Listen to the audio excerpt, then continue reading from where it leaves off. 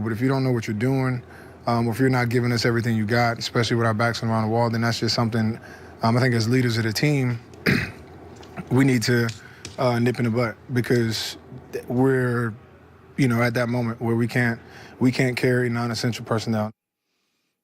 And this is three people: the coach, the star defensive player, elite Jason Kelce, all saying the same thing. We're not accountable. Translation, it's not the injuries. It's guys got fat and rich and won and had dog masks, and they didn't know how to handle success. Jason, these guys aren't talking about injuries. Everybody's making excuses. What about the injuries? The guys in that locker room, Jason Kelce last week, listen, they're not talking about injuries. Thing that you see, in my opinion, from this team the last year, at least offensively, is the cohesion, the people being accountable to the job that they're asked to do, everybody being on the same page. Last year it just seemed like everything was clicking. Everybody, we had guys like, Brent Selleck, who had been here a long time, who was very accountable. Torrey Smith, who had been in the league for a long time, very accountable.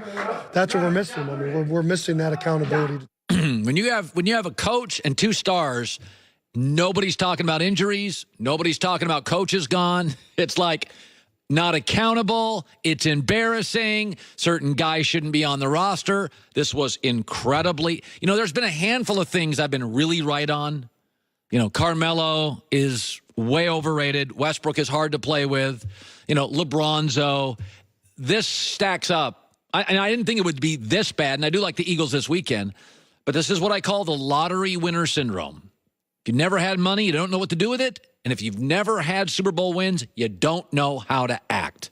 Now, the good news is the GM, Howie Roseman, really smart. Doug Peterson, the coach, really smart.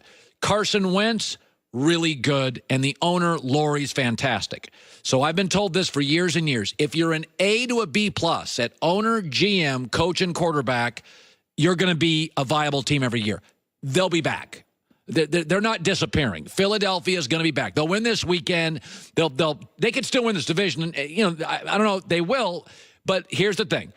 The good news for Philadelphia, you got the four things that matter for most. You're 4 for 4. Owner, GM, coach, quarterback, A to B plus, all of them. Wentz is an A. When he's healthy, he's an A. So that's good.